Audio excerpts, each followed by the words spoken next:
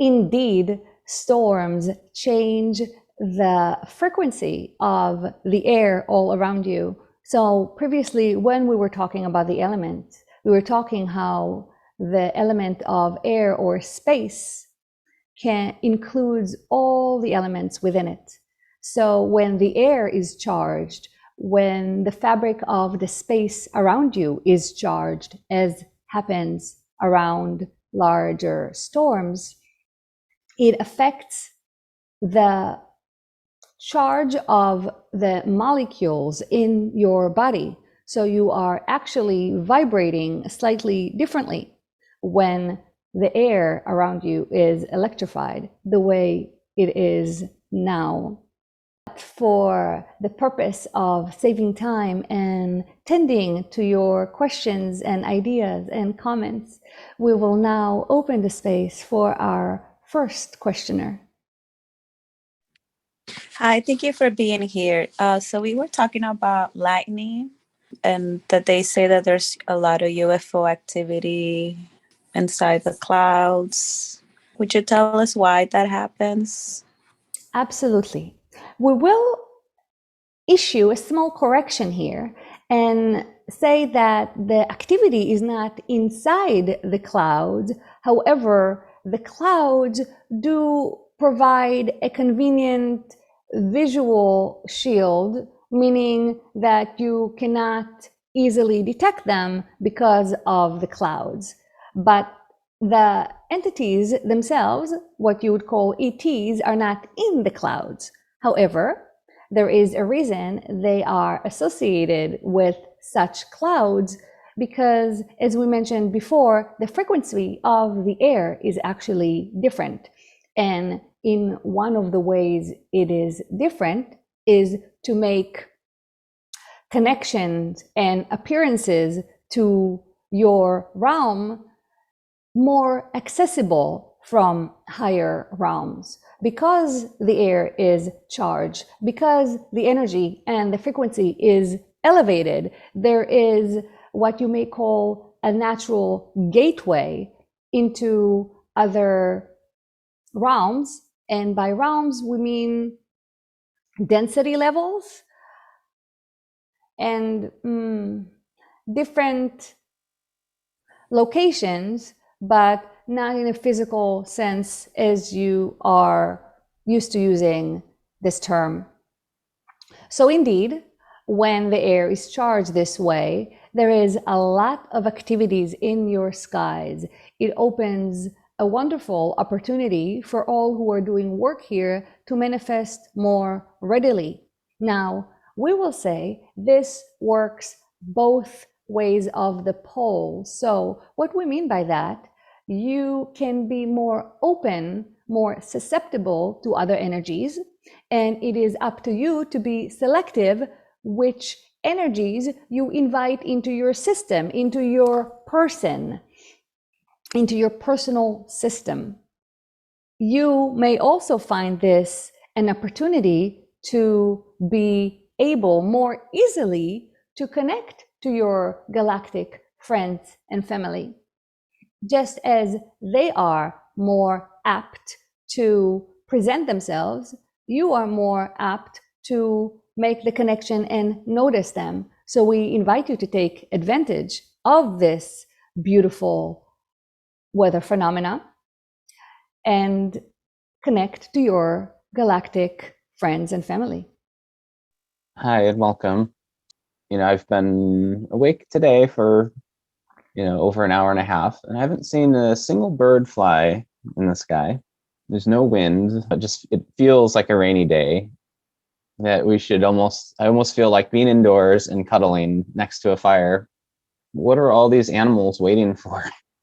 The bird that you're referring to and many other animals make preparation for stormy weather before the stormy weather arrives. So they have sensors that can detect weather changes days before they form to your eyes and your senses. And many of them vacate whole areas in preparation for the storm. So there are many birds that you know as residents of your area that moved a little to utilize this weather for their benefit. So there are certain times before and after storms in certain areas during storms that it's actually easier for birds and other animals to feed. They take advantage of that and change their location and orientation accordingly. Now, this is regarding to the birds and the animals. I was going to try to tie it back into, I feel a certain way about, the weather, and apparently so do all of these animals. It's kind of cool that we do have some type of similar sensor between us. There are many similarities and overlaps between you and animals. However, the human condition adds a layer of personality that most animals lack. And therefore, your reactions as humans vary more greatly. Therefore, some of you will love the rain and go dancing in the rain, while others will hide under the bed, while others will cuddle on the bed with their loved ones or watch movies. So the big variety in your reaction is a part of what make you as humans unique. And also through this uniqueness, you are to find your oneness with Source. This is quite a big statement, but for the purpose of today, we will leave it at that and move on to the next question. Can you contact like Archangel Michael or different other spirits that are here for our good? Yes, so this channel has quite a wide range of antenna, we would say, and with the help of her guides and other entities, she's able to connect to quite a wide variety of energies.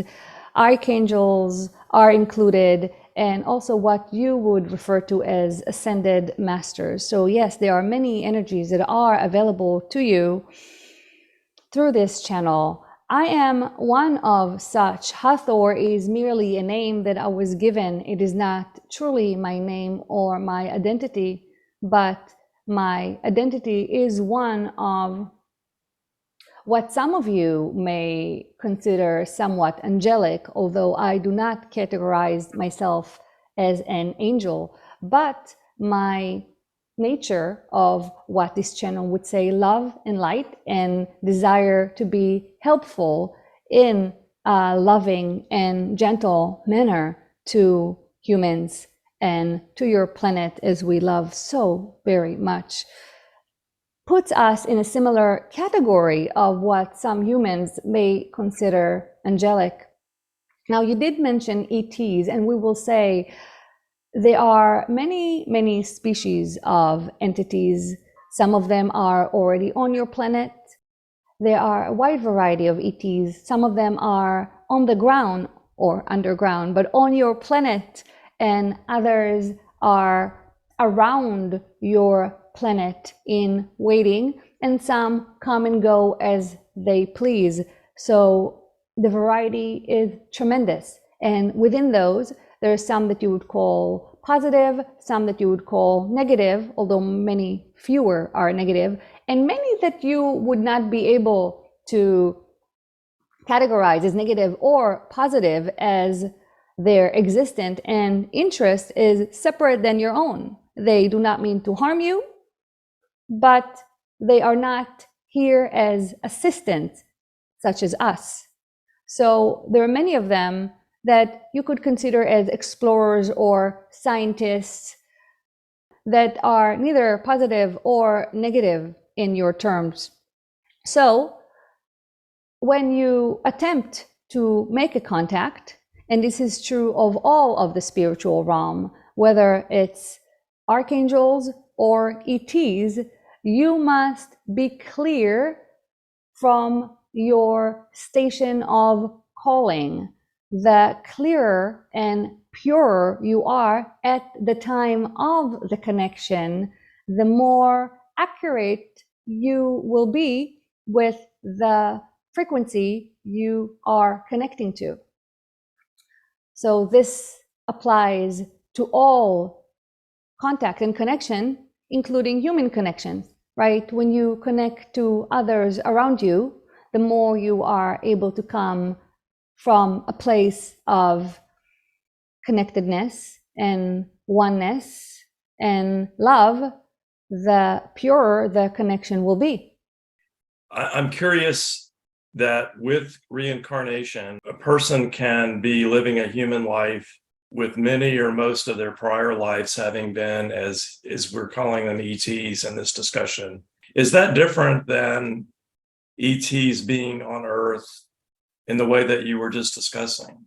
It is and it isn't. So many of you who are experiencing Earth on life today indeed have counterparts in those other species on Earth today. So there is quite an overlap, as nobody is here by mistake or by coincidence. So there is an overlap. However, there are also ETs that do not have a current spark or body incarnated on Earth. So these are two phenomena that are separate but deeply connected, as there is an overlap. Now, we will say that you are correct. Many of you are proficient in what you would call alien lives, more so than what you consider human life. One of the reasons for it is how young your planet is, and also how abundant it is in newer souls. This term can be tricky, but for the purpose of this conversation, it will suffice. So indeed, many of you are more versed in alien worlds. However, the nature of your human amnesia prevents you to remember most of these clearly. However, we will say that those other experiences and lives are influencing you, as they are all a part of who you are right now. Similarly, your experiences here and now have an impact on your lives as quote unquote alien. The scenario that I described fits me. I feel like I have a hard time relating to people, and that I might not have been a human all that many times before this life. We will bring up a zeta connection that you have that may contribute to these feelings of yours of being alien, especially when addressing emotions. However, we will say that you selected this life and this body very carefully in order to address certain issues regarding emotions and regarding close connections. And in general, connecting to people is an important topic for you in this lifetime. The emotions that you are feeling are designed by your higher self specifically. They were orchestrated for you to deal specifically with this issue at this time. I really celebrate trees, and I was wondering how I could benefit more from their power and their wisdom. And do trees talk to each other? And is there a way for us to access their power and their energy and their givingness? Indeed, trees are wise teachers on your planet. It is wonderful when people are able to recognize their extensive reach one of the elements that adds to the deep wisdom of the trees is their ability to traverse different elements. Their roots grow into their ground, their trunk hugs the air and the water, so do their roots, and their branches and canopies support the life of many and experience a different type of existence than their roots, although, of course, they are one of the same entity. So the knowledge is vast and the wisdom can benefit many of you. Indeed, trees communicate among themselves in many ways. Some of the connection is very direct as they touch each other underground. So you may see the trunk and the branches. However, the roots connect to each other and communicate as a community. This is one layer of the communication. There is also communication that is done through the air, your actual air, different, what you would call neurotransmitters and particles that the plants in general actually use to communicate with each other on levels beyond what your current scientists have accepted. And yet there is another layer to tree communication, which is the one of consciousness, the one that does not relate on physical touch, such as the roots do to some extent, and other animals that come into contact with the trees, but on pure awareness.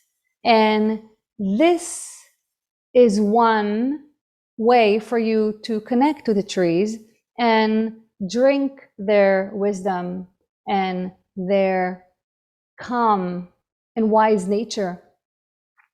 There's much you can draw from it. Your physical closeness to the trees is significant here, as many feel it when they go and hug the trunk of a tree. We highly recommend this, as this physical proximity gives the contact an added layer of skin-to-skin transmission. And in addition, it will help you to connect to the psychic layer. So the transfer of information is not only via contact, however, the contact does help.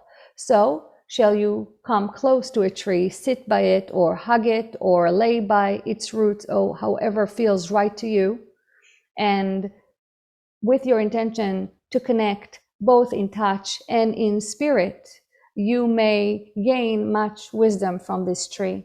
Now, the trees may not communicate to you in words, although some may.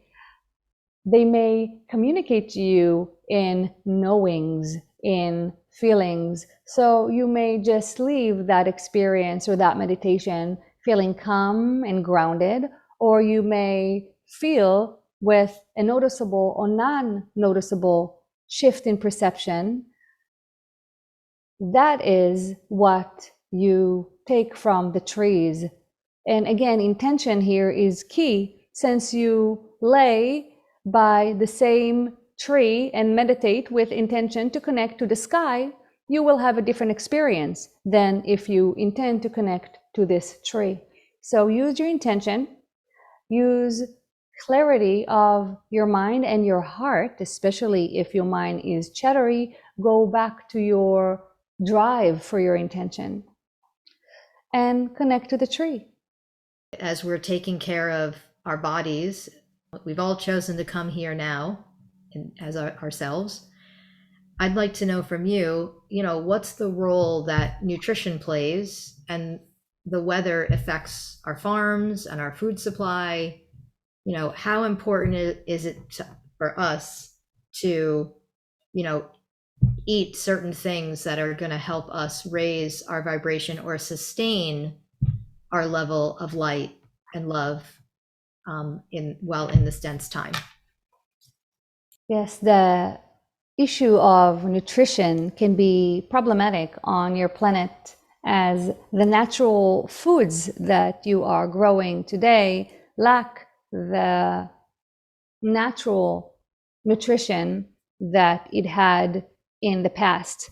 This is due, as you know, to human intervention and human processes.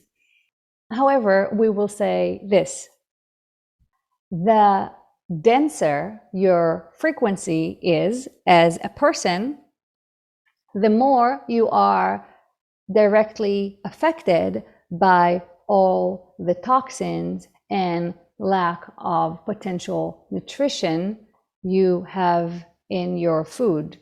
So if the more light you are, the more clear you are, both in your as a vessel, but also in your intention. And we use the word intention here for every decision and every step that you take in your life. The more you are clear in what and who you are, the less you are affected by, we would say, the material limitation of your food. So there is a balancing act here of one, trying to find the foods that best satisfy its body, while at the same time realizing that a move towards clarity will also clear any physical issues that stem from improper foods. Would you like to ask a follow-up or connect it to the weather in any way? Yes. Are there specific foods that you suggest due to weather altercations? We would generally recommend earth-based food that are high in nutrition. So your potatoes and avocados and carrots and other leafy ingredients are generally highly recommended. Please mute if you are not muted. Thank you. As despite the depletion of your soil, the planet still charges the food that grows on it. And again, there is the layer of your intention and your clarity as the consumer. Shall you be one with each potato that you consume? This potato would be like a miracle to the physical body.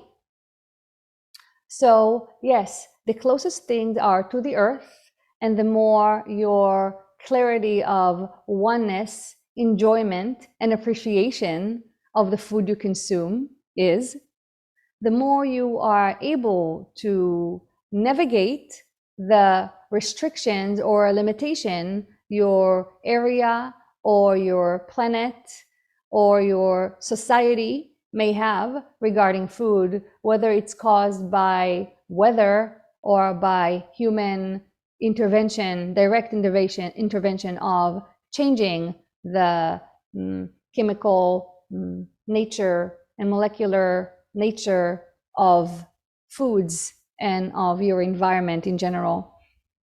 So no matter what the cause is, your attunement with your body and other aspects of the self will bring to the increased nutritious value of all food you consume. Thank you. Is there any information you have about chemtrails?